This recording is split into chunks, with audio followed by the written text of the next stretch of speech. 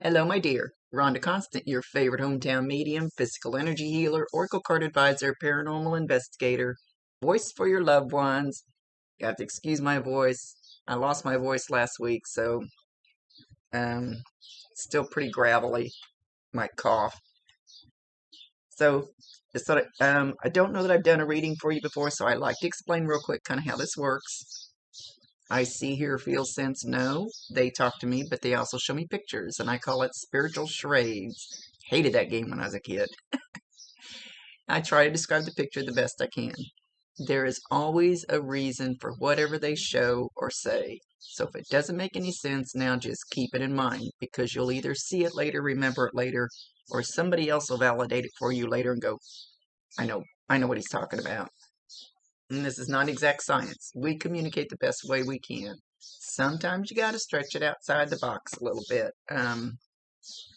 He's not going to give me all the details. Details are none of my business. He should give me just enough so you understand what he's talking about. It's his game. It's his show, his ball game, within reason. Within reason. So I allow them to do whatever they feel they needs to be said within reason. So we're going to talk to Uncle Bill. he's he's he's lighthearted. He's coming in singing zippity doo dah, zippity day. My oh my, what a wonderful day. So that's was it Jiminy Cricket in a Disney movie or something that used to sing that all the time? He could be associating it. Sometimes it's a little vague, but he could just be think, telling you it's a wonderful day, or maybe you're having a wonderful day, or he wants you to have a wonderful day, or he's associating it with Disney movies and Jiminy Cricket. I don't know if he would have been old enough to, back in my day. I think Jiminy Cricket was in the beginning of most Disney cartoons, singing his song. Anyway,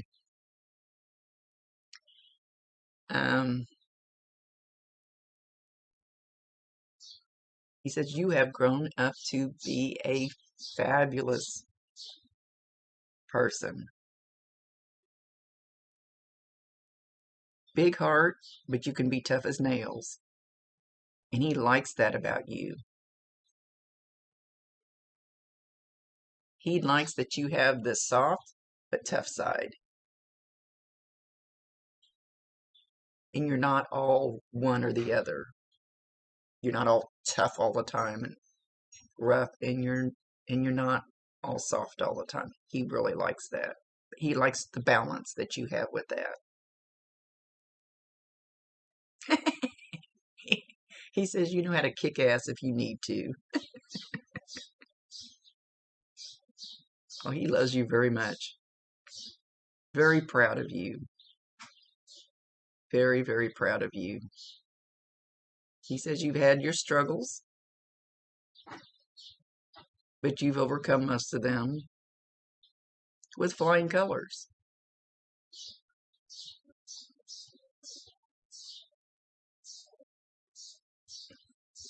You've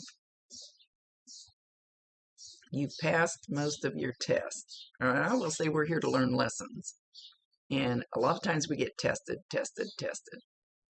So, it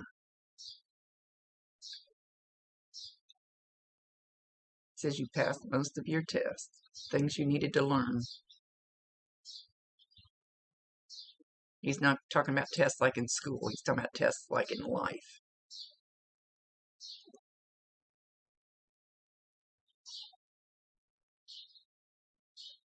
He says it will be smooth sailing for you from now on. Just a few little bumps. You're good to go. And now he's clapping his hands. He's very happy about that for you. Very happy.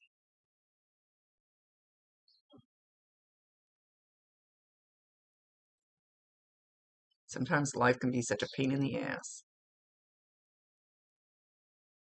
He says cheers. So he's really congratulating you big time. He said cheers, and he's having a drink for you. He's got a glass with ice in it. I can't tell what's in it. And he's drinking it. He's cheers. Now he's drinking it to you. He's funny. He's very lighthearted. He says, as far as watching out over your dad, he goes, yeah, I am the best I can. But he's pretty hard-headed. He's always been that way. He's kind of hard-headed. Oh, let's see what he's going to say. It's like, okay, us older people, we don't talk about this kind of woo-woo stuff that much because, you know, we were brought up to believe you can't have an imaginary friend. You can't do this stuff. It's evil. It's dark. It's horrible. No, it's not.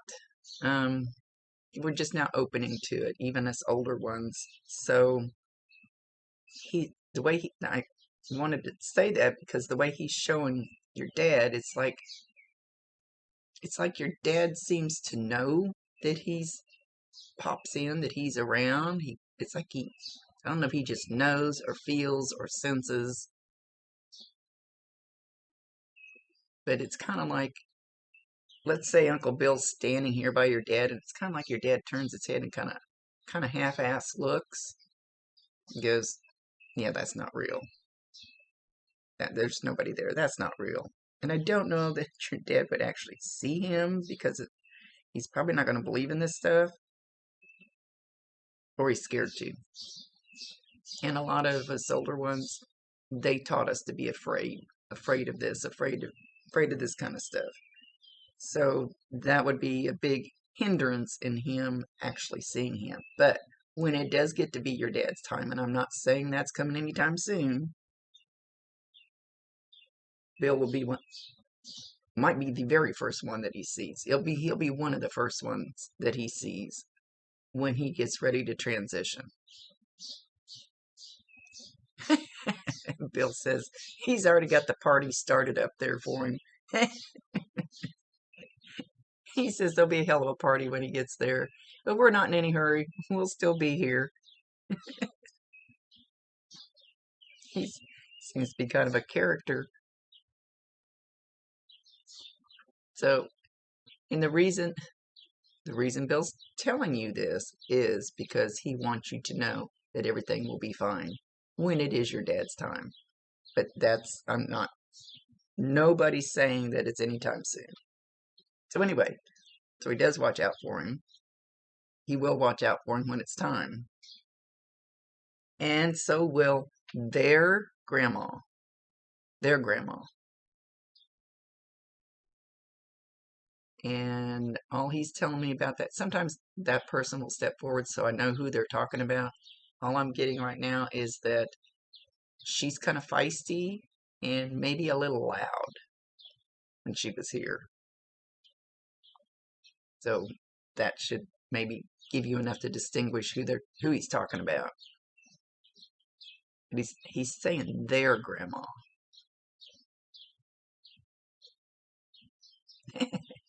She's feisty too. That must be where Bill gets it from. Okay, and I always ask them to come up with 2 or 3 things to validate for sure that you know that we're talking to the loved one that you want to hear from. He's talking about somebody named a child after him. Could be Bill, could be William, or that's his real name. Could be their middle name, could be their first name. Doesn't matter. Somebody either has or they're thinking about naming a child in using his name somehow in their name. Oh, I'm muttering, aren't I? Sorry about that. Anyway,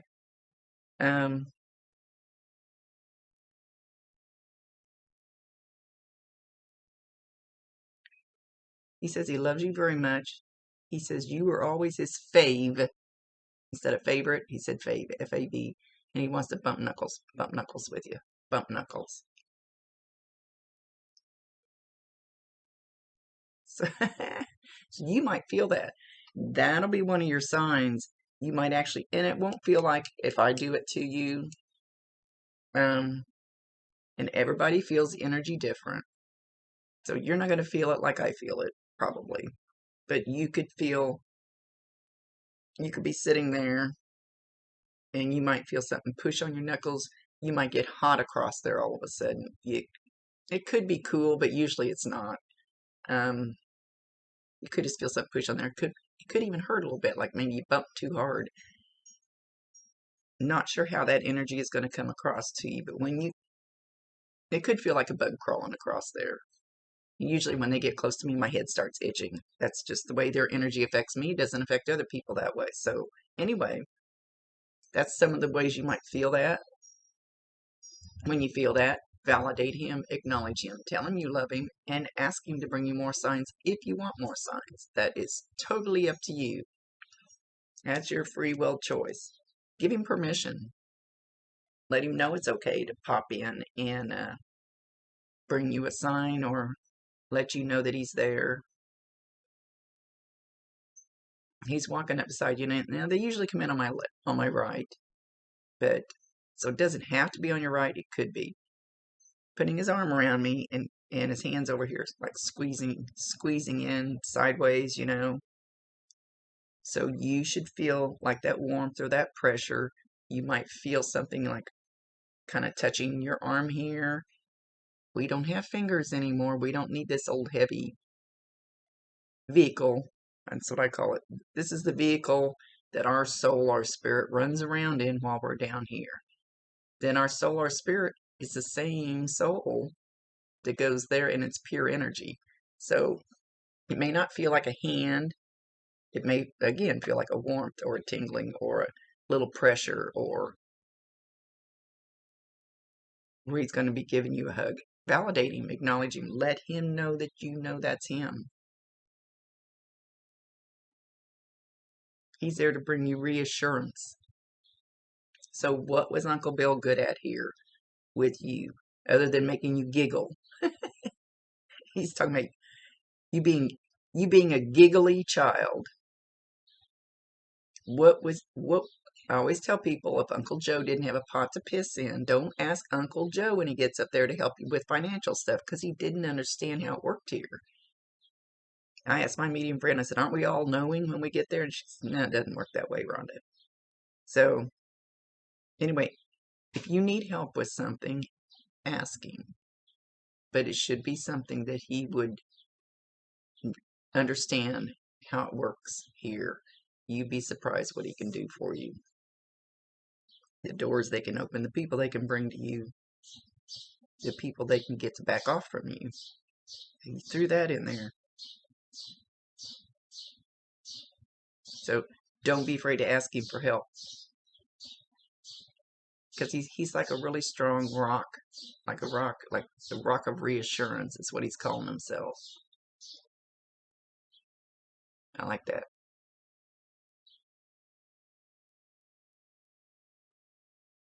Okay, now he's talking about eating spaghetti. I don't know if you ate spaghetti with him a lot. If you just ate spaghetti, you're getting ready to make spaghetti. I'm not sure why he's referring to the spaghetti, but he's actually showing me you eating spaghetti.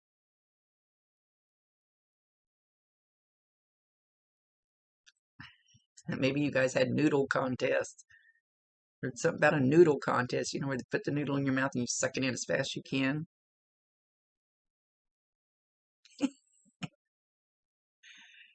Oh, he's fun. He says, as far as have anything else to say that he didn't get to at the end, he said he feels pretty comfortable with how that all worked out, and that he heard every single one of you. Even if you were not there, even if you didn't get a chance to see him before he transitioned, he still heard you. We can talk telepathically. I've seriously talked to a real life person right in front of me telepathically, and if it hadn't been we were being videoed at the time, I would not have believed it myself. I know the conversation happened between us, It is not on the recording. So you don't have to be in the same room. You don't have to be face to face like I was. Even if you were thinking or saying things to him and you were in your car somewhere else at the time or wherever, he still heard you. He still heard every one of you. He says he heard the ones that needed to get through.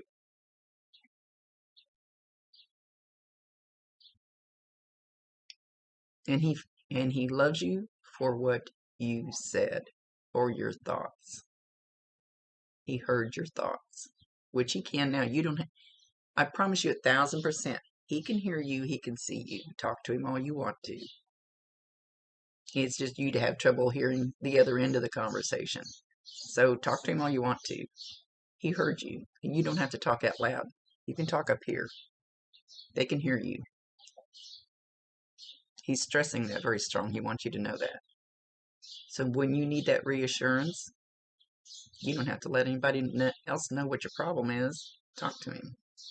Then just kind of wait and see what happens. Maybe in the next few days, could be the next few hours. So just be observant to something or someone that'll come in and help you with whatever the deal is. Ask him. He cannot override your free will choice. You have to ask and then you have to allow. Okay, so he's showing me a place. It has a sliding glass door. Looks like it has kind of a nice patio outside the sliding glass door. Some kind of fire pit. Some kind of fire going. Some pretty flowers. Furniture. And he likes to hang out there. I don't know if this was where he lived or where you live or your dad's house. Not sure where this is. It looks very nice, very pretty.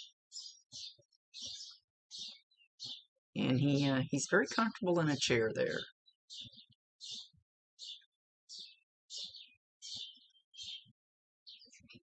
So if this is your place, go sit out there and talk to him. He'll be there. Somehow he'll let you know something. And everybody knows about cardinals and butterflies and things like that. And I try to get them to use unique signs that's special from them to you. But he's talking about a cardinal. He's showing a cardinal out there. So watch for the red bird. Especially the ones that really grab your attention. You know, you could see my friend passed away. His wife and his daughter saw a whole flock of red cardinals go over the house when they got home. They said it must have been 50 of them. That never happens. Never, ever, ever have I seen a flock of cardinals. Just two. So watch for something different with the cardinal. So again, when you get the cardinal, validate him, acknowledge him, tell him you love him, ask him to bring you more. Let him know that you know that that's a sign from him. So he wanted me to pull a release card for you, which they asked. That's not unusual for them to ask that. And yours is surrender resentments. Holding on to resentments only poisons you. Try to forgive others for their shortcomings and keep moving forward towards positive situations in your life. So whatever kind of resentment you're hanging on to, he wants you to let it go. He said it's weighing heavy on your mind, weighing heavy on your heart and soul. Just, you don't have to forgive the person or whatever the deal is. But if you let go of that, it's for you. It's not for them. You're not giving them any big pleasure out of it. It's for you. He's saying something about you need to spend more time with the family. There's somebody or some people that you maybe distance yourself from a little bit. Let's talk about family. I always say the little lady next door can feel more like your grandmother than your real blood grandmother that lives clear across the country that you talk to once a year. So family doesn't have to be blood, so I always like to throw that in there, even though that makes it sound a little vague. I feel like he's talking more about blood family. But you distance yourself a little bit. You need to spend more time with them. You need to make more of an effort. It would be in your best interest. It's not for them, it's for you.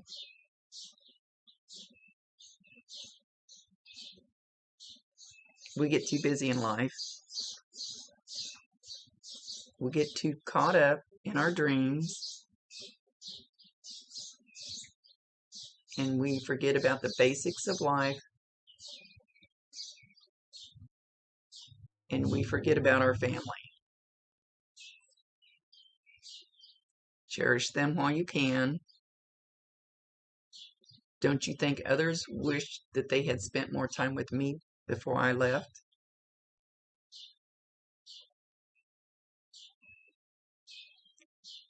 Don't have any regrets. Do it for you while you can.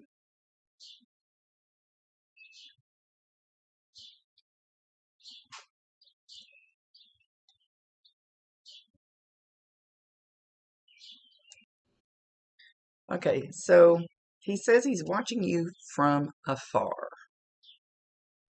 So that a lot of times I see them like standing in the corner of somebody's house and they're afraid to step forward. They don't want to scare you. They don't know if they're welcome. They don't know if they should. Could be, I don't know, there's some other reasons.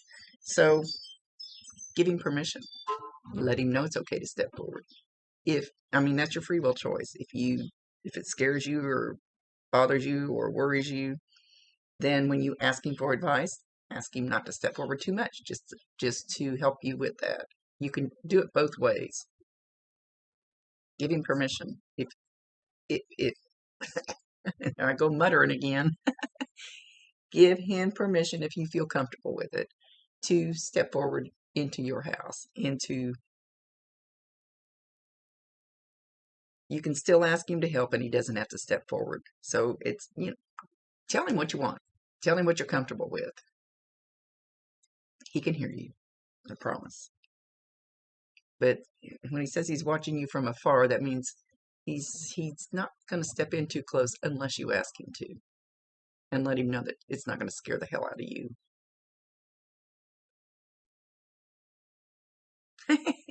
He's showing he's like at your back door and he's knocking on it. You might hear this knocking. You could hear it may not come through as knock, knock, knock, and like really hard. It could be just a little tap, tap, tap, back somewhere around your back door or on your back door. Again, when you hear this, validate him, acknowledge him, tell him you love him, let him know that you know that that's him, and thank him for being there. And if it scares you, ask him to stop. He will. He says he doesn't want to scare anybody. He's not really showing that anybody is super receptive to him stepping totally forward. And I don't mean like you're going to see him stand in front of you like a real body or anything, but I don't think he feels like anybody's totally receptive to this stuff.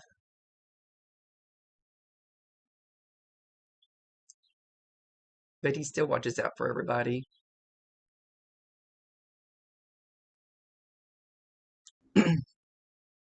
Okay, he has some great smelling cologne. You will smell this. You can be in the store, you can be outside, you can be in your car, you can be in your home. Doesn't matter where you get this whiff at. And the first thing you think of is him.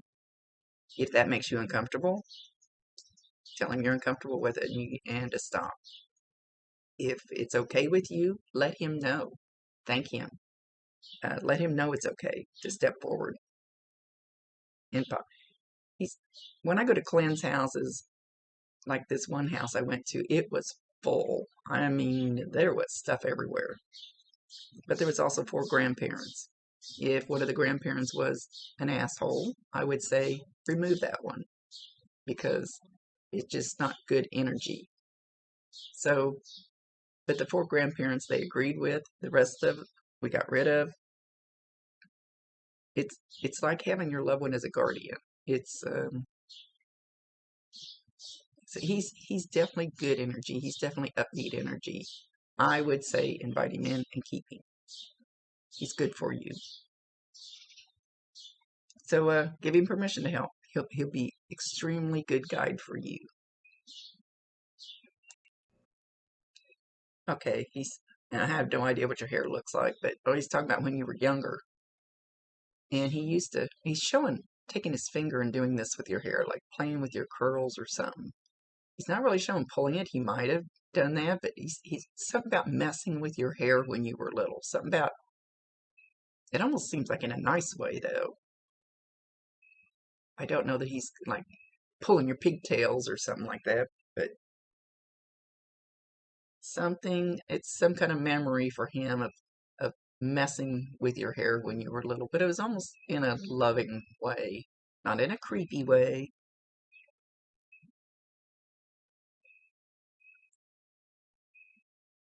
He loves you a lot. A lot. Like I think we said before, you have a lot of his qualities, same qualities in you. And you have the perfect balance. He's saying that again. You got the perfect balance. Don't let anybody mess that up. So with that, he started to say he was leaving, then he said something about choo-choos and lollipops. No clue. Sometimes they just throw words out there. Something about choo-choos and lollipops. Trains and lollipops, I guess. Maybe train horns. Maybe it's toot-toot. He's saying choo-choos, so that would make me think younger, like a kid says choo-choo. Don't know. My granddaughter's favorite song, and it's her ringtone. Her favorite song when she was little was Boogie Woogie Choo Choo Train. Could be something like that. That's her ringtone now on my phone. Okay, he's leaving. He's blowing you kisses. And as he's leaving, he's walking with a dog on a leash. Some kind of, ooh, I can't see it that well. Like white with black spots or something. It almost looks, I can't really see it. He's got me backwards. Like a bird dog. Like a pointer. It doesn't look like a German short hair. It doesn't look stocky enough. It looks more skinny like a pointer or something. I don't know if anybody even has pointers anymore. I don't ever see them. But he has this dog with him. Somebody needs to know that their fur baby is with him. And he's walking on a leash. I've never seen one on a leash up there. So, anyway, much love to you, my dear. Thank you for allowing me to be his voice, even though my voice is kind of kind of rotten today still. Rhonda Constant, your favorite hometown medium, physical energy healer, oracle card advisor, paranormal investigator, voice for your loved ones. Getting back to be a voice anyway. Later.